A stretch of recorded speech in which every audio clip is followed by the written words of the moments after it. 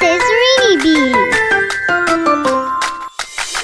What really happens when you make a cell phone call? Hi everyone, I'm Irene and welcome back to my channel. Have you ever wondered what really happens when you press the call button on your cell phone? How can I say hello into my phone and someone miles away can hear my voice almost instantly? Is my voice flying through the air? Not exactly. Let's follow my hello on its amazing journey and find out. Imagine I call my mom. I say, hello. When I speak, my vocal cords vibrate. Those vibrations make the air around me vibrate, creating sound waves. The sound waves travel through the air and reach my phone.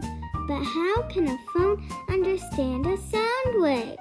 That's where the microphone comes in. Inside your phone is a tiny microphone. A microphone is basically a device that turns sound into an electrical signal. Here's the really cool part. Inside some types of microphones, there is a tiny moving part, a coil of wire, and a magnet. When sound waves hit the moving part, it moves back and forth. That movement changes the electrical signal produced by the microphone. So my voice has gone from sound waves to an electrical signal. The electrical signal has a shape that matches the sound of my voice. Pretty amazing, right? But the phone can't simply send that electrical signal as it is. First, the phone needs to turn it into digital information. A tiny electronic circuit called an analog to digital converter, or ADC, measures the electrical signal many thousands of times every second. It turns those measurements into numbers, and inside a computer, numbers are represented using zeros and ones. So now my hello has become a stream of digital data. Now who controls all this information? A tiny computer inside the phone called a microprocessor. The microprocessor is like the phone's little brain. It processes the digital data and helps prepare it to be sent. It also helps control many other things your phone does. And there's another important job. The phone needs to send all this information through the air. So it uses its radio system to send the digital data using radio waves. The phone sends the radio signal to a nearby cell tower. The tower receives the signal and sends the information into the telephone network.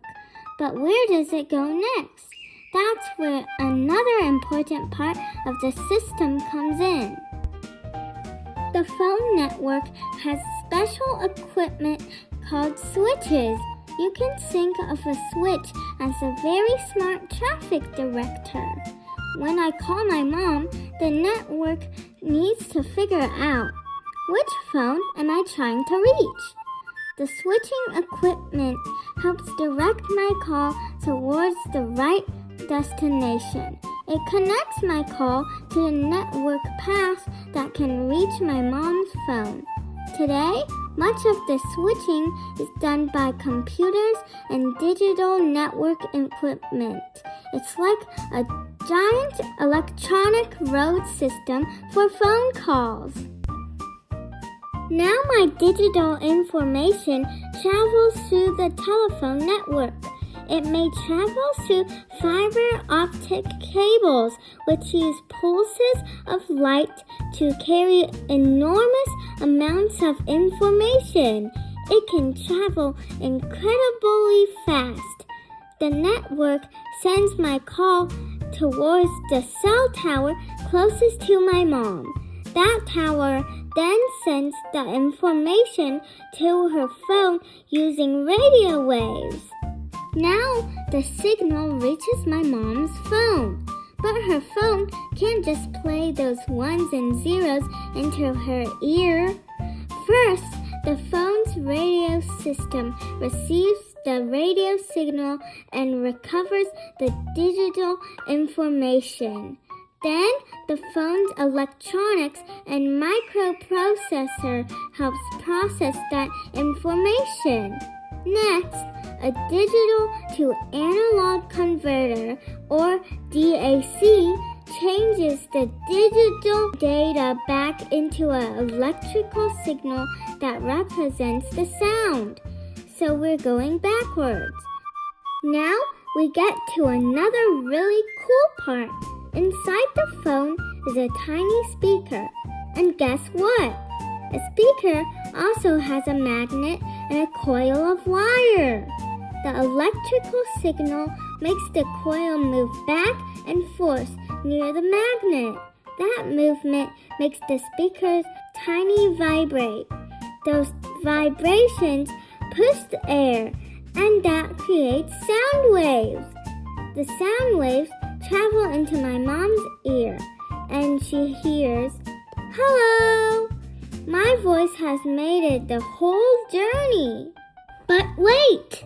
What happens if I'm making a phone call while riding in a car? My phone is moving. It might get farther away from one cell tower and closer to another. So the network can transfer my connection from one tower to another. This is called a handover, and it can happen so smoothly that I don't even notice. I can keep talking while the car keeps moving. One last amazing thing. The entire process happens incredibly fast. From the moment I say hello to the moment my mom hears it. All these complicated things happen in a tiny fraction of a second. And we're not even talking about everything inside a cell phone. Your phone has tiny computers, antennas, microphones, speakers, memory, battery, sensors, and lots of other electronic parts all working together. So the next time you make a phone call, remember, your voice doesn't travel all the way to the other person. Instead, your voice is converted, measured, processed, transmitted, reconstructed, and turned back into a sound. Pretty amazing for something that fits into the palm of your hand. Thank you for watching Reeniebee. If you enjoy learning how cell phones work, don't forget to like and subscribe. See you next time. Bye! Buzz, buzz! This is Reeniebee saying, don't